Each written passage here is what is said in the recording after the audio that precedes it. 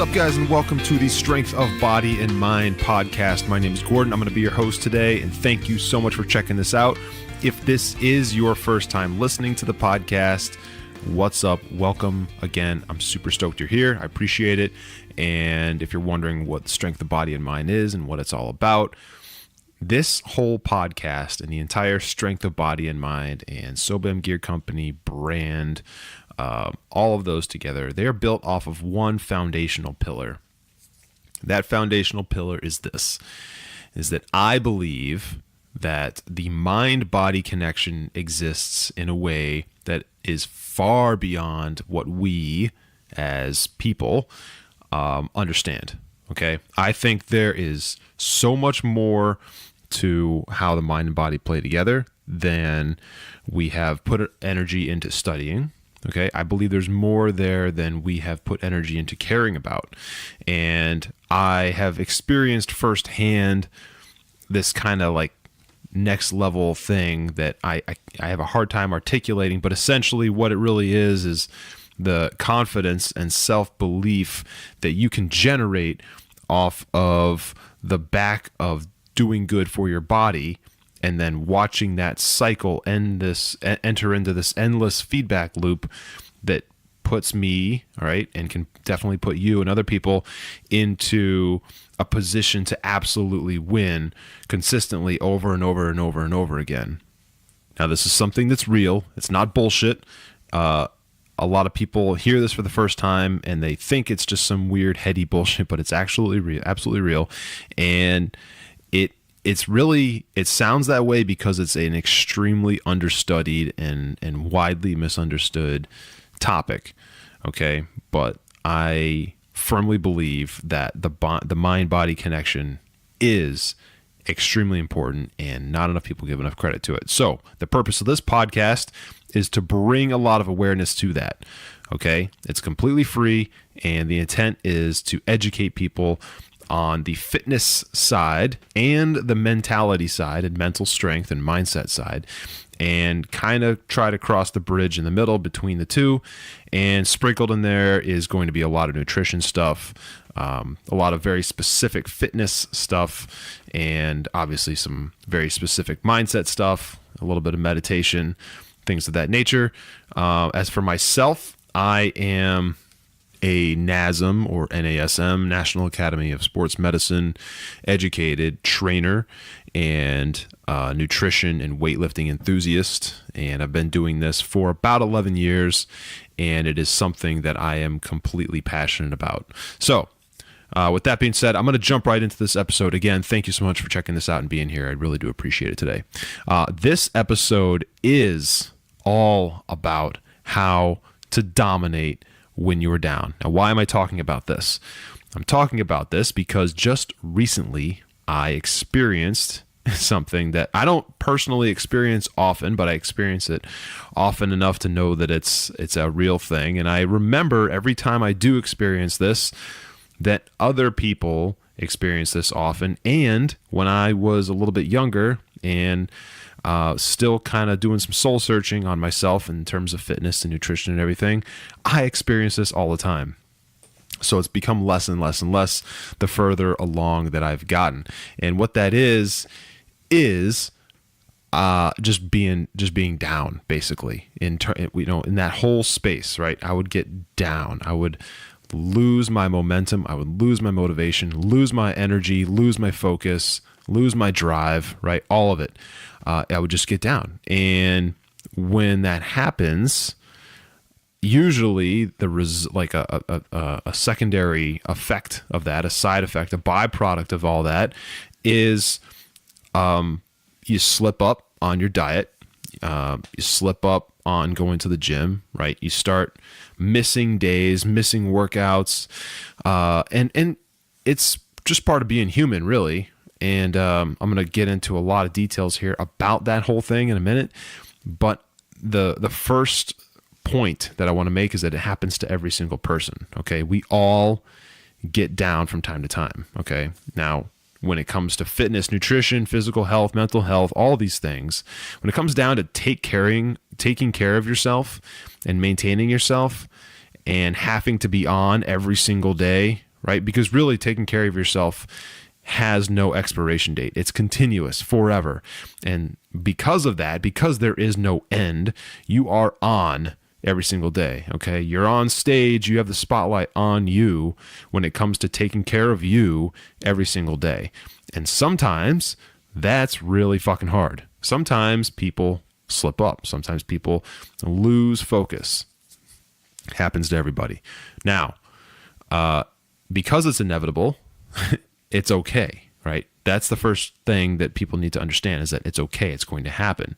Even the most dedicated, hardworking, passionate, devoted athletes, okay, fitness enthusiasts, bodybuilders, powerlifters, fitness influencers, whoever you look up to, whoever you might follow or watch on, I don't know, Snapchat or any YouTube videos, vlogs, all those guys and girls, they all get down in the dumps on this stuff from time to time. They all lose their drive. It does happen. Even if they say they don't, I'm telling you it's a lie. They do. But most of them are actually very authentic and will open up and admit that this does happen. Happens to everybody.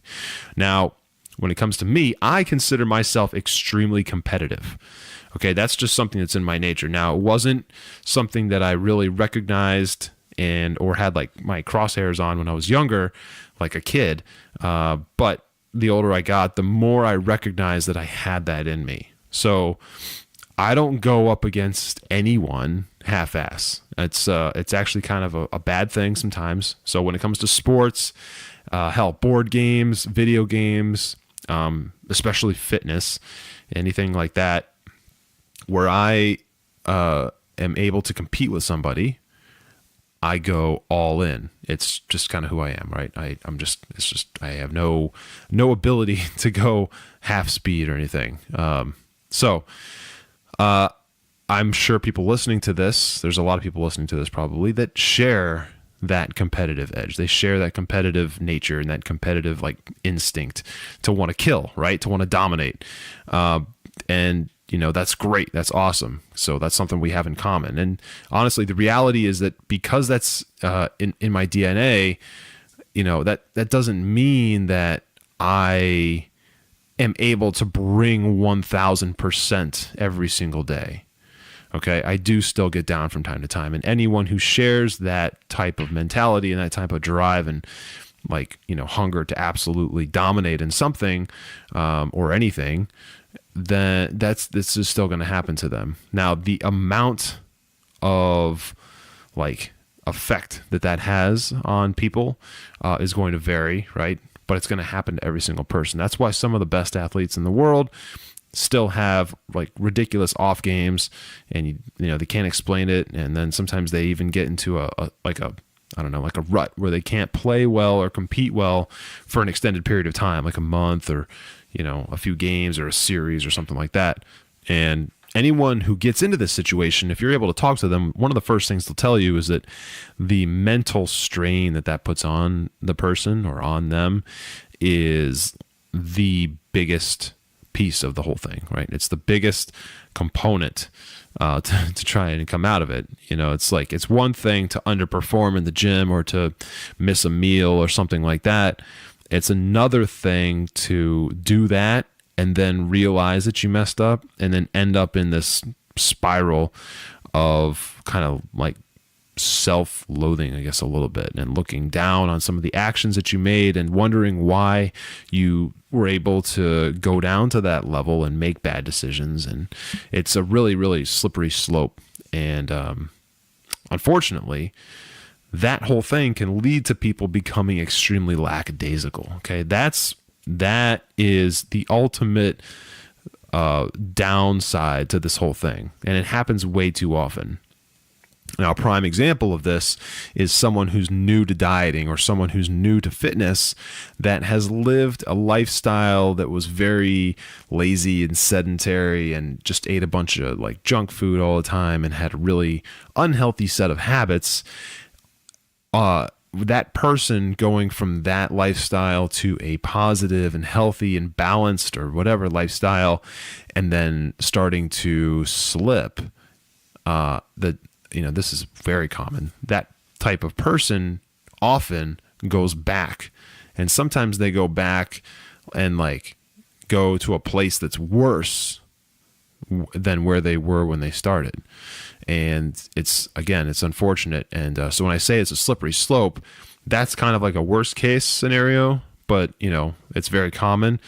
And another type of scenario that happens a lot is someone who's actually pretty focused on fitness and does a really good job day in and day out of grinding and really like putting in the work and able to achieve some results, and then slipping up a little bit and then ending up on that slope where they plummet and they make like 60 or 90 days of bad decisions, so a couple of months, and then they don't end up like way off the deep end, but they end up several steps back. And it happens to everybody, and it's okay.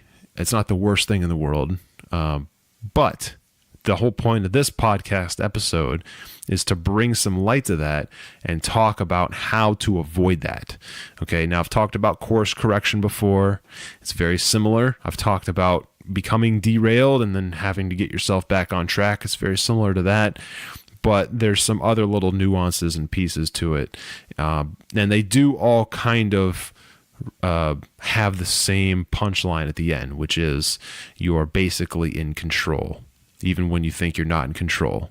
And those who are able to realign themselves and put themselves back in control are the ones that are ultimately going to win. Okay, now I want to tell you a story. I'm a really, really big hockey fan. If you don't know that about me, I'm a fan of the sport hockey. Now, ice hockey is what I'm talking about. I do live in Boston, so I'm a Bruins fan. Okay, but honestly, I'm not as passionate about the Bruins as I am about the sport of hockey. Anyway, a few years ago, I was watching the NHL Network. Okay, it's a TV channel here in the States that does nothing but 24/7 NHL hockey coverage. And they were doing something on the Columbus Blue Jackets, which is one of the hockey teams out of Ohio in the United States in the National Hockey League. And back then, I don't remember exactly what year it was, but back then the Blue Jackets had an awful team. Like they sucked shit at the time. They were terrible. Their record was awful, and they had no penalty kill whatsoever, no power play whatsoever. Their offense sucked, defense sucked, goaltending sucked, everything sucked. And I just remember I was watching this, it was like a pregame interview with the coach. It was like an hour before the game started or something, and I was watching the warm-ups, and I was watching this pregame interview with the coach. I believe his name was Todd Richards, and he was talking about hard work. Now, he recognized and he made it perfectly clear that their team was not the most talented team. They didn't have all the superstars in the league on their team. They didn't have the payroll for it. They were in a contract mess, whatever. They didn't have the most skilled roster, and he knew that, and he came right out and said it. But he made a point to say that even though they didn't have the most skilled team and the most talented team and the best power play and all that stuff, he instilled a work ethic on his guys that was, in his own words, was better than any other team in the league. And you remember him saying that we might not be the most skilled, we might not be the best, we might not have the most speed, we might not have the hardest shot, we might not have the best passing, but no one in the league is going to work harder than we're going to work. No one is going to skate harder than we're going to skate. No one's going to try harder than we're going to try. And no one is going to have the strongest forecheck in the league than us. Okay? And really what he was saying was that their team sucked. He knew they sucked. He knew they didn't stand a chance because the talent wasn't there. But they were not going to stop trying. And it totally ties back to that old school like Roman comparison, because Rome was big on this. You can't kill the guy, you can't beat the guy that never quits, kind of thing. And that was his mentality. Now, unfortunately, in hockey, there's a timer, right? They have to finish the game in a certain amount of time. So whether you quit or not, if you're not ahead by the time that clock goes off, you don't win. But the mentality that he was trying to drive home was that our guys were going to work their asses off for the entire 60 minutes of regulation time, and they were not going to stop. And that's that. And that got me thinking. I mean, this was even back then. That got me thinking that being the hardest worker, being the hardest working person is always going to be the best decision. You're always going to be the most notable person if you are the hardest working person.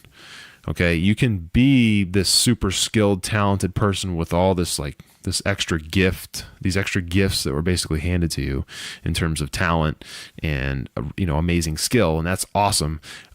But without deploying the hard work to put that into whatever place it needs to be, it's all going to be for nothing. Now, on the flip side, if you were not born extremely skilled, or you were not born with amazing genetics or some ridiculous talent, all you have is hard work, okay? And the ability to be creative.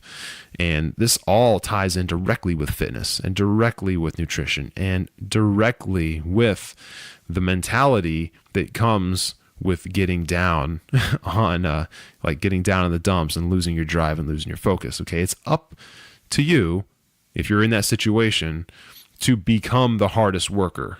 It's up to you to take the situation that you're in and flip it around. Okay, no one's going to do it for you.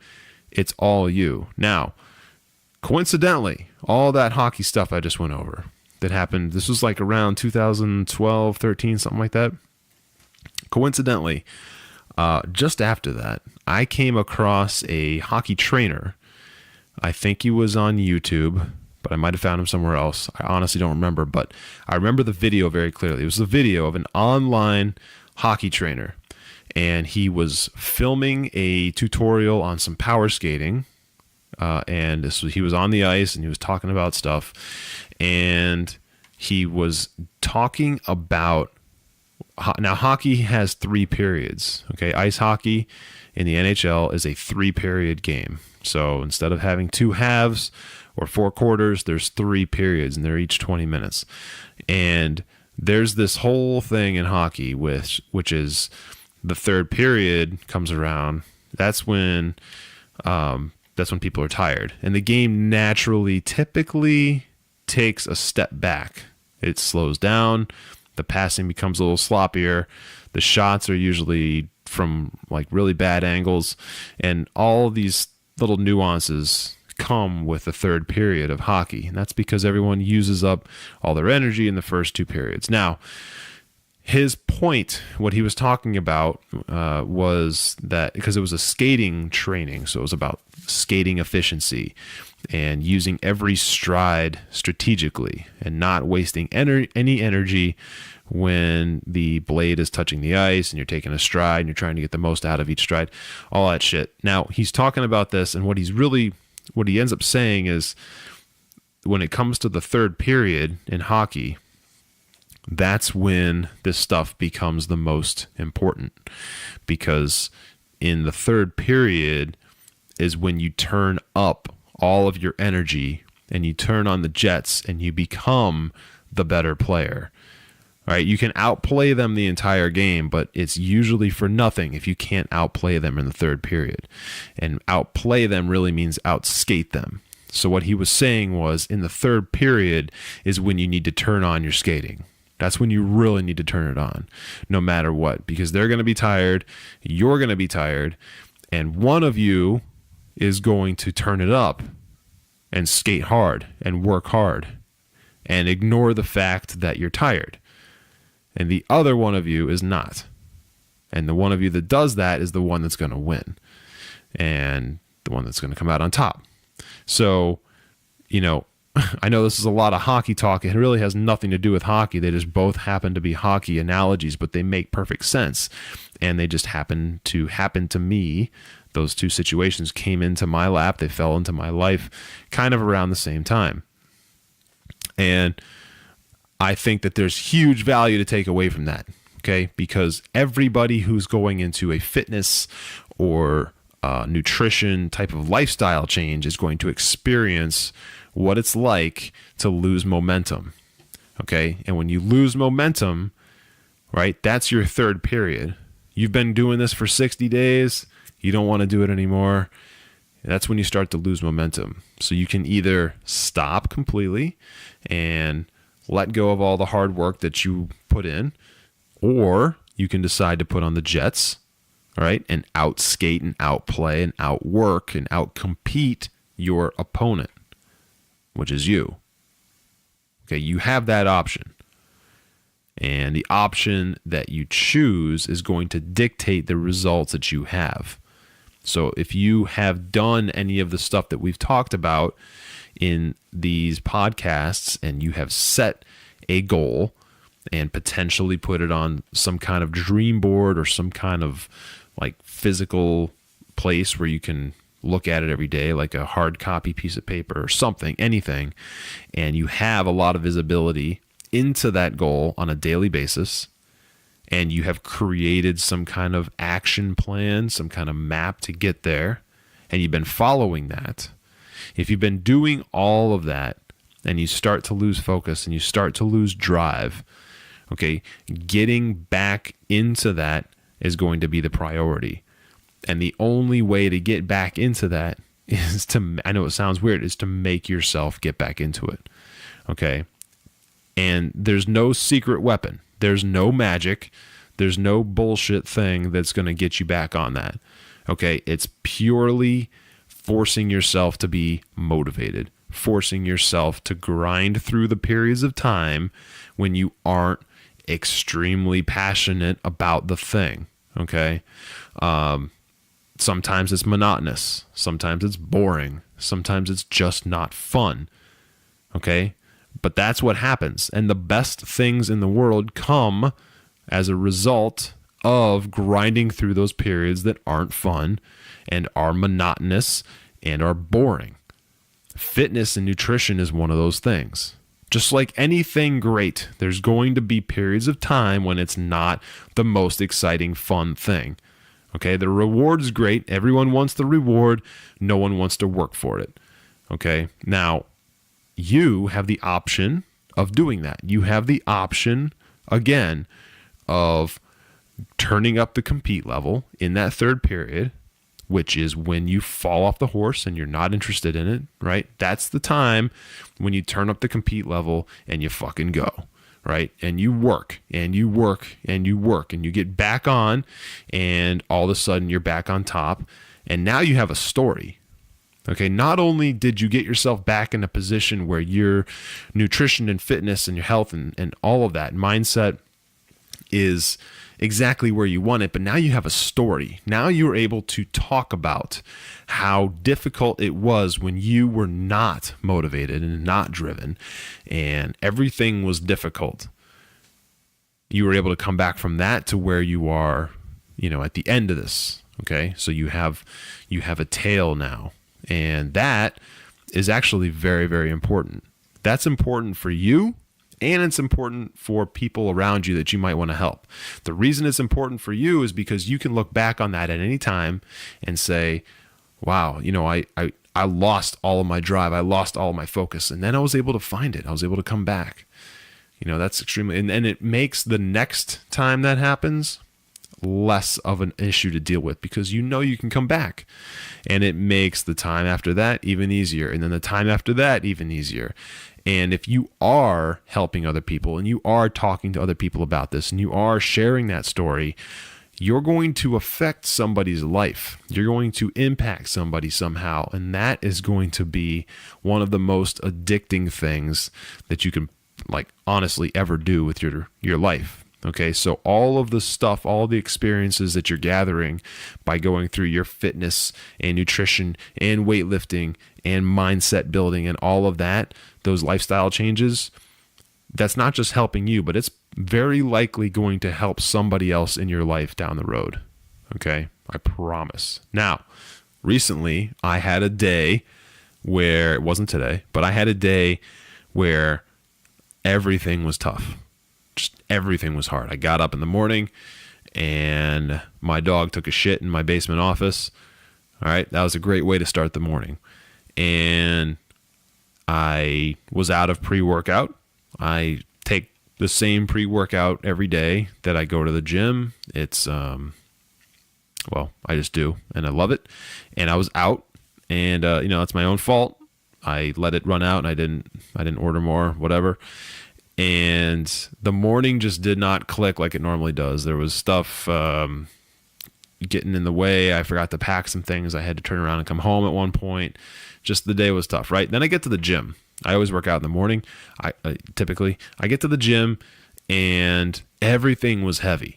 You know what I'm talking about? You get those workout days where you think you got it, and then you go and you're there and you start throwing around some weights, and just everything is heavy. Everything is harder than it normally seems to be for whatever reason. All right. And, the workout, honestly, I felt like it sucked. Now I'm looking back at the numbers.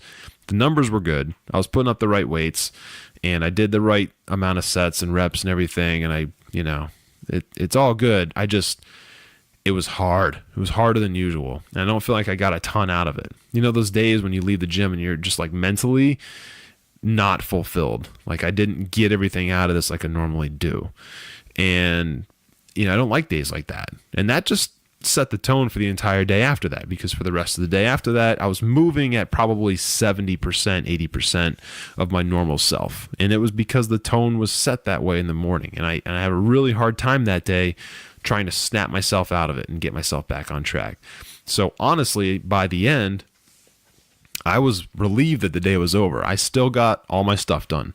Okay. I forced myself to do the things I didn't want to do that day. That was a day where I had to force myself to do everything.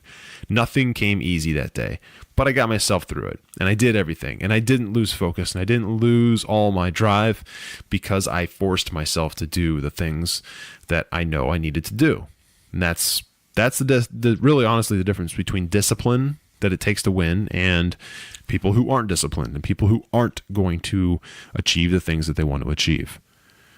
Okay. And again, those days happen, and they happen from time to time. That wasn't the first time that's happened. It's not going to be the last time it's going to happen. And I guess I'm just ready for it now. And I think everybody can get to that point. Okay. By the time you go through a few of those and you experience them after being so consistently on point for a while, when they do happen, they become shorter, like I mentioned earlier, and they become easier to handle. They become easier to take. It's almost like getting punched in the face over and over again. When one comes, you can almost sense it coming, and then when it hits you, you grind through it. You spit out the blood, whatever. You spit out your loose tooth or whatever, and you wipe your face off and you get back up and you go in. Sometimes you get punched again right away. Sometimes you get 2-3 in a row. Okay, that happens. But you just spit the blood out, wipe your face off, right? And you go again, and you go again, and again, and again. And every single time you do that, you get tougher. Things get easier in the long run. You build a story, and you build experience, okay? Experience isn't just rings around the sun. Experience is built off of failing and losing and getting punched in the face, okay? Honestly, over and over and over again. And that is what it takes to build up that resiliency. So that's it. That's how you dominate. That's how you come back from a loss and you win. That is how you take all of that action plan and all the things that map to your goals, and you put them all in practice, and you actually get to where you're trying to go. That's how you do it. So with that, guys, I'm going to wrap up this episode. If you have anybody in your life, anybody at all, that needs to hear this message, and I'm sure that you do, share this with them. Link it over to them, send them the iTunes link. And if you got anything out of this at all, if you found this episode valuable, and if you thought it brought any value to you whatsoever, please go into iTunes and leave me a rating and a review. That would mean the world to me. So again, guys, I'm going to wrap this up. Thank you so much for checking it out, and I will talk to you in the next episode. See ya.